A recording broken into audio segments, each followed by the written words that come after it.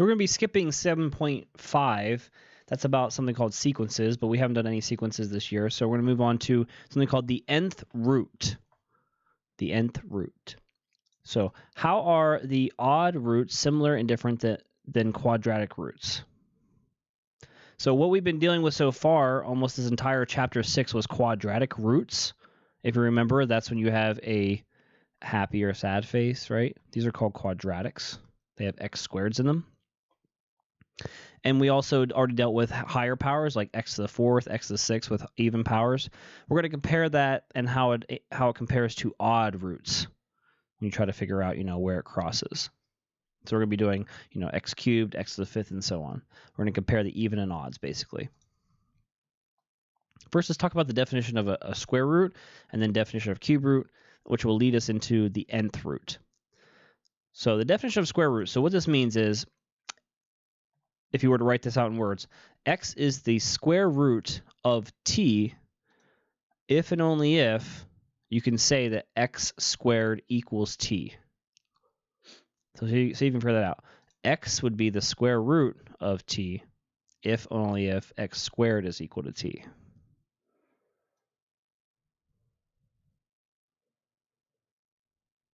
Okay, let's try it with numbers because it's kind of hard to understand. We'll say that 12 is the square root of 144. Now, how is that possible? If and only if, using what we have up here, if we would say 12 squared gives you 144. Maybe that makes more sense with numbers, right? 12 is the square root of 144. Think about square rooting 144. If and only if 12 squared is 144. And that does work. Now we're going to jump up to the next root, which would be called the cube root. So we're going to be using a 3 here. So x is the cube root of t if and only if x cubed equals t. And we'll try it with numbers. And you can also check it out with the calculator with these numbers. An example with numbers. 3 is the cube root of 27. That's only true if we would write it as what? 3 cubed equals 27. Now you can check that in the calculator to make sure it's right, but it should be. That means it's 3 times 3 times 3, and then this will give you 9 times 3, which is 27. So it does work. So in general, I'm going to be using this kind of terminology, but we could do it to any root. So this was a cube root. You could do the fourth root, fifth root, so on. You would just write it out the same way. It would mean the same thing. So the nth root just means they're going to put an n as the power. It doesn't actually have a number here. It's just any number as a power. So let n be an integer bigger than 1. So we started with the exponent of 2, and you can go up higher, 3, 4, and so on. All right, so then b is an nth root of x if and only if b to the n equals x. So I'm just applying the same logic from the square root and the cube root. So this should make sense, right? b is an nth root of x if and only if b to the n equals x. Just like we said, 3 is a cube root we put to the third power. Nth root means to the nth power. It's a pretty important fact that we'll be looking at.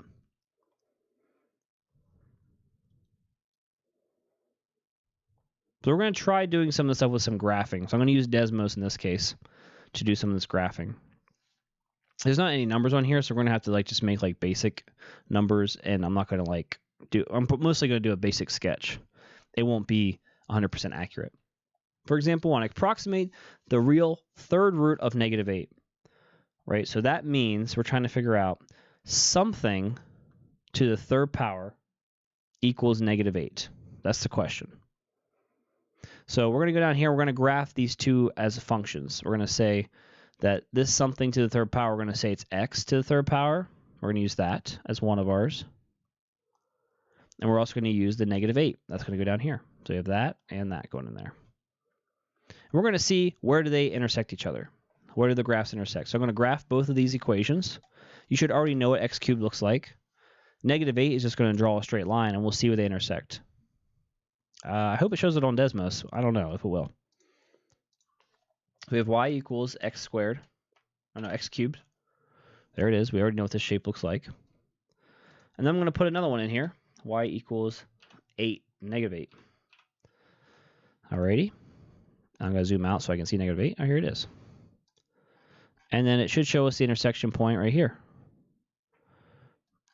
So you can see this, right? This is the x cubed, and then negative 8 is going across at negative 8 here. You can zoom in and highlight this point, which is negative 2, negative 8. So it asks, where do the graphs intersect? That would be negative 2, negative 8. So we see this line going across and touching the graph one time. So I'm just going to do 2, 4, 6, 8. Let's just say, I could go down here. Okay, this is negative 8, actually negative 8. And we said it's at negative 2, so this would be the point. So it looks something like this, if I can draw it correctly. Something like that. Not the best, but then this line is going straight across. All right. So if we break this apart and we get x cubed and negative 8, we graph both of them. So the answer here is at the fact that they would cross at negative 2. So that must mean negative 2 to the third power is negative 8. Is the function f of x equals x cubed, is it odd or even? Hopefully you can tell by the power that it is an odd number. That's pretty simple. We're going to do another one. We're going to approximate the real fourth root of 16. So what we just did is we found the third root of negative 8 is negative 2. Now we're going to do the fourth root of 16. This means something to the fourth power equals 16. So I'm going to graph these two now, x to the fourth and the number 16. Let's go back to Desmos. Let's change this power to 4. And then, what was this one? 16. There we go. I'm zoomed out too far. I need to move up here. Let me zoom out. Okay, so we see the equation here, the graph. And if you look up here at 16, the line's going across, we can see that we actually have two different intersection points. So where the graphs intersect? Well, here, let's see what they are. We have negative 216 and positive 216. And then I'll graph it. So we have negative 216 and positive 216. So we get two different answers that work here. And then I will just graph this 2, 4, 6, 8, 10, 12, 14, 16. We can say this is 16. I went by 2s. And this goes at 2 here and negative 2 here. We'll do it that way. Ooh, there we go. I'm sure this one's going to be as good. Whew. Not bad. And it goes straight across here. Should have made that a little longer, but whatever. So here's your 2 points. And then, is this function odd or even? Well, the exponent is 4, so it's even.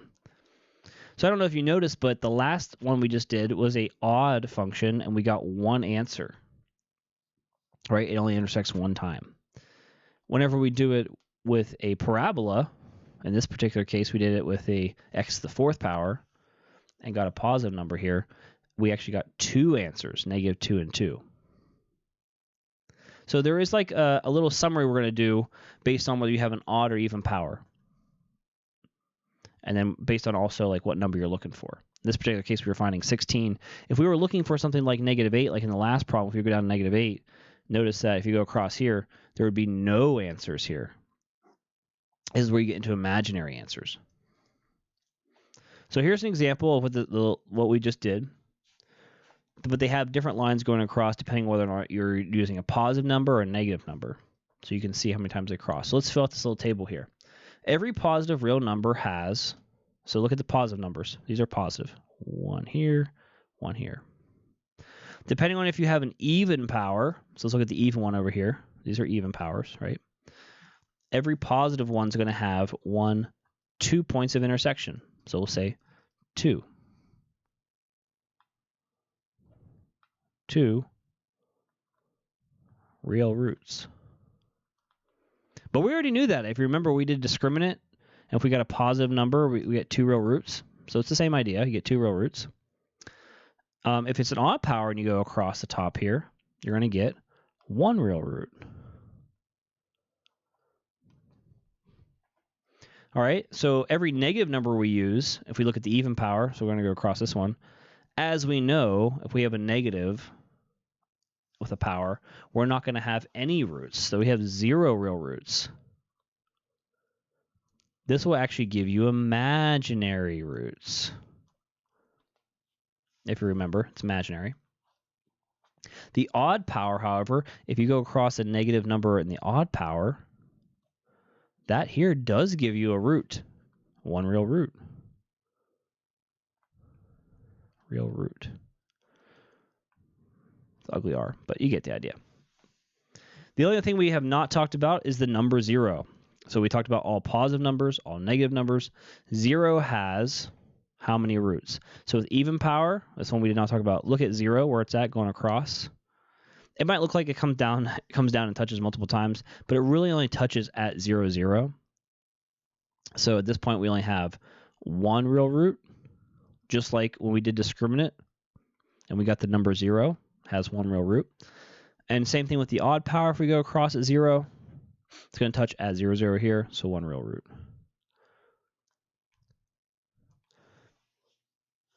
We haven't really done any odd power things like this before, and if you notice, because of the shape that it takes on, it's always going to be 1 real root, no matter what you do. The only thing that's tricky is when we do even powers, and that's the most that we've been dealing with is mostly even powers. We've been doing x squared for the entire chapter 6, and we had to worry about how many real roots you're going to have. With odd powers, it's easy. It's always one answer. So when we go to solve these problems, and we're trying to figure out how many answers we're going to have, we have to decide, which one this table falls under. So for example, let's try an example first, and then I'll show you how to work the table. So it says find all real solutions to the equation. So I may get imaginary answers, but we're only going to say like what the real solutions are, really. So for the first example, if we're going to get x squared by itself, what would we do? We would take -3 and divide on both sides. Hopefully you did not say add, because these things are being multiplied together, so that goes away.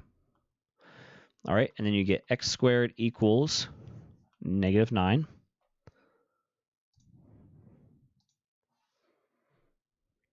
Let's go up to here. And then what we would do is we're going to think, okay, this is an even power, and we have a negative number. So if we go back to this, even power, negative number, kind of doing a crisscross here, there's going to be 0 real roots. I'm just going to write 0 RR.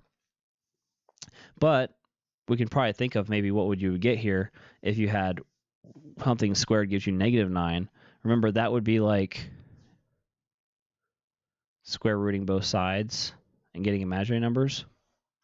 But I'm not going to go through with that. I'm just going to go ahead and say this is 0 real roots, because it asks for real roots, real solutions, so there's only going to be 0 in this case.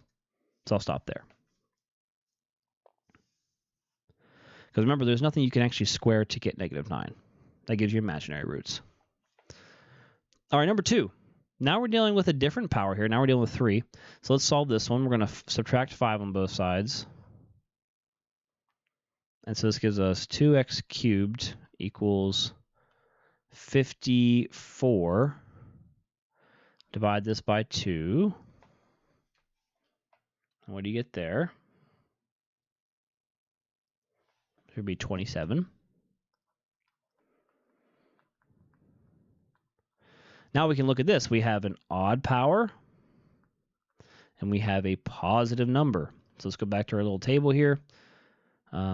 Positive number, odd power is going to be 1 real root. Let's see if we can actually figure out what that is. What to the third power gives you 27? So this is just something I want you to try to figure out, see if you can do it. What number to the third power gives you 27? You may already know it. If not, you could just probably guess some numbers and try to get 27. But the number is going to be 3. 3 to the third power is 27.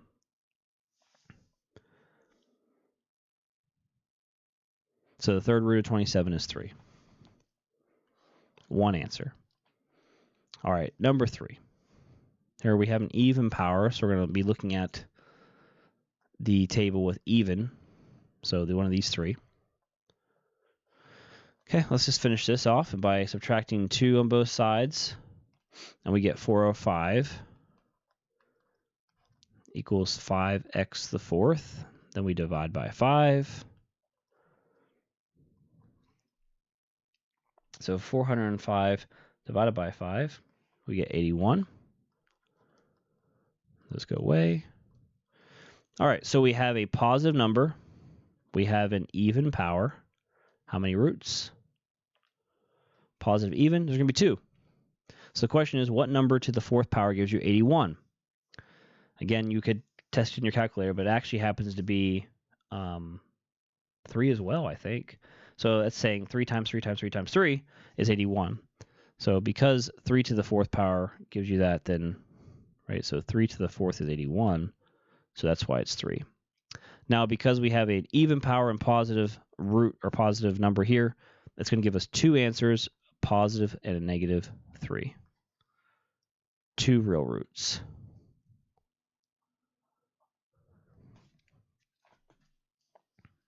So not only does 3 to the fourth work, but also negative 3 to the fourth works. It gives you 81. We're going to do one more set here, just using the chart, and then there's a little bit of huddle, and then we have one other thing to go over, and then we'll be done. Okay, cool. For example 4, it says determine the number of real roots possible. So I'm basically just going to do the same thing I did in these problems back here, but I'm only doing the roots, so the root answers. All right, so if you're doing the 6th root of negative 12, that means something to the 6th power equals negative 12. Doesn't really matter if you write this or not. What I care about is what do I have, odd or even over here. Odd or even, this would be even. And then here I'm looking for positive or negative. This is negative. Then I just use the chart. So we have even, negative, that is, you should already know this one, 0 real roots. So you'd have 0 real roots. All right, this one here we have 7th root of 68. This is odd. But remember, this number doesn't even matter because if you look back at the odd one, no matter what, you are always going to have 1 real root. So even though this is positive, it doesn't really matter. It's going to be 1 real root. 1 answer. All right, and then we have the 44th root, which is even. So now we actually do have to check this part here. This is positive. So even and positive gives you, even positive is 2 real roots. So always reference back to that little table if you forget how to do it. All right, now you have three huddle problems to try, and we're going to move on to some new notation. So here's what's called the nth root. We're actually getting into some new symbols here. These also have names to what they are. So I want to go around and figure out and write what these are here. So this symbol here is actually called a radical. It looks like a check mark. It's as a square root symbol. It's actually called a radical. Okay, and then this number here, which I don't think we've ever seen before, but you can put a number kind of inside this little check mark thing. This is called the index number. So if I refer to this, I'll refer to it as the index. And the number inside there has a special name. It's called the radicand. Radicand.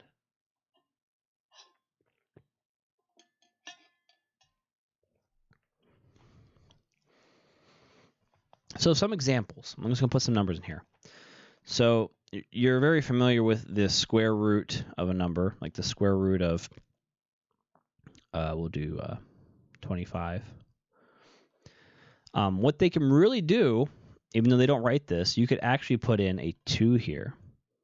That still means it's the square root of 25. Now, if they wrote it like this, with a 3, that would be called the cube root of 81.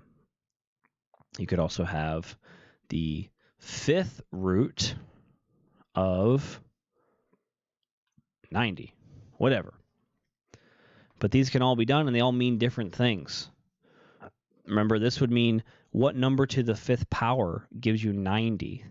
Or in this case, what number to the 3rd power gives you 81? That's what they're doing in this case.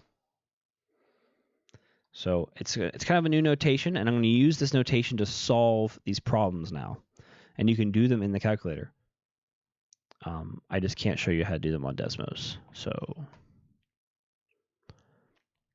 But you can do them in the calculator at school. So I'll have to learn how to do it in school. So find all real solutions to equations using a calculator. You can actually do it on your calculator, like on your phone, although everyone's might be different depending on whether you have an iPhone or an Android.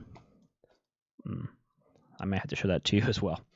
Okay, let's try figuring this out. So one we know how to do is the square root. So to get rid of this, we're going to take the square root of both sides. And I don't know if you remember, but you can put the 2 here. It's kind of like there's always been an invisible 2 here that we never wrote. Anyway, this cancels out and you get an answer, right? So but before we do that, remember we had to say this is an even power and we also have a positive number. That means we're going to have 2 roots. So it's going to be plus, minus, then do the square root of 10. Now, whenever I turn my calculator on the side on my phone, you can do the square root of 10. My button, I think, is just a square root symbol. I don't think I can do other square roots or roots. So maybe you cannot do this on the calculator besides this one. So this would give me 3.16.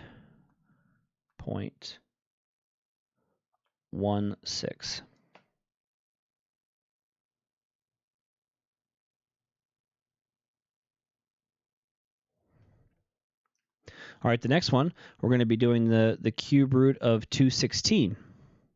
So how do you get rid of this 3? You're going to be doing the cube root on both sides here. So that means what to the third power gives you 216. So this will go away. They'll cancel each other out. X equals, since we have an odd power with a positive number, you're going to get one answer. Remember, all odd powers give you one answer. So 216. And I just so happen to know that answer, which is 6. So in other words, 6 times 6 times 6 is 216. But you don't need to know that. This is your answer. There's only going to be one answer, one real root. Okay. And then on to part C. Oh boy, I have some hard ones in there. Okay. To get rid of this 4, we're going to do the 4th root on both sides. This will take care of the 4s and the root. So you get x equals. This is an even power with a positive number. And that will give us 2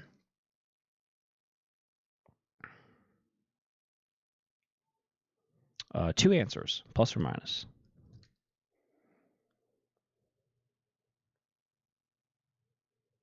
And that happens to be the number 4. So in other words, 4 to the 4th power, you can check that part out, is 256. So that's what the 4th root means. That means 256 is the 4th root of 4. All right, 4 is the 4th root of 256. That's what it is. And it gives you 2 answers. Hey, I don't know how I'm going to do some of these other ones because they're going to give you decimals, but we only have 3 left to do, and it might be best to just do them with the graphing calculator. Unless Desmos does it, which I'm not sure if it does. Well, I don't want that. Because I don't think Desmos solves stuff. So they have a square root.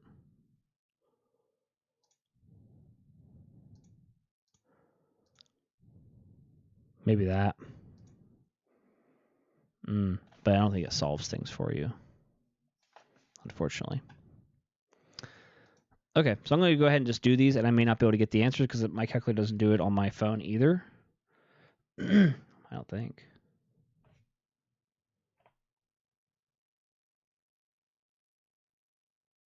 It does have a cube root, but that's about it. So it'll help me for like one of these. Okay, so this one here, I'll just start it, and I won't be able to finish it. We'll divide this both sides by 2. You get x to the 4th equals 16. And then we're going to take the 4th root of both sides. That'll take care of those. Get rid of them. We're going to get 2 answers because you have an even power with a positive number. And this one I think I know is also 2. That should work, yes. It's only going to be bad whenever I get to decimals because I don't know those in my head. All right, b, minus 11 on both sides. You get 3x cubed equals 3. Divide both sides by 3. Oh, another easy one, because this side is now 1. So what number to the third power gives you 1?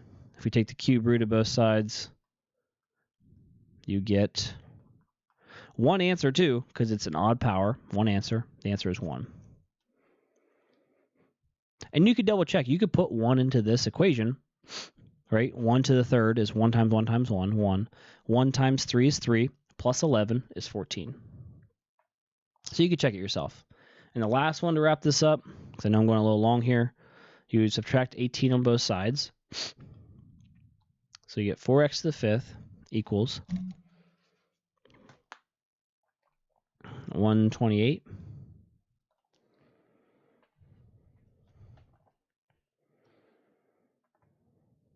And then we're going to divide by 4.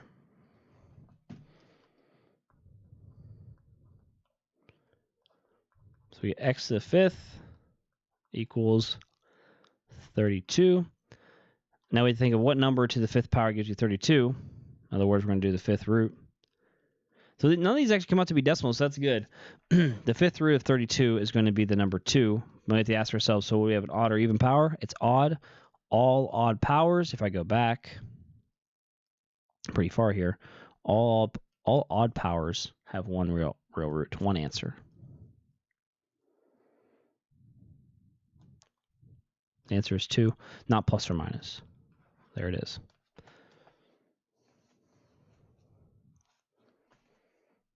And the only reason I know that one is because I have it memorized. Otherwise, if you don't know how to do it, you have to do it on the calculator. So you'll probably have to use the graphing calculator at school. I think that's everything. There's a last team huddle, which has 6 problems on it. I'm not sure if you got decimals on these ones. You might actually, but. And that will be the end of 7.6, the nth root. So we're just checking out different roots for this section.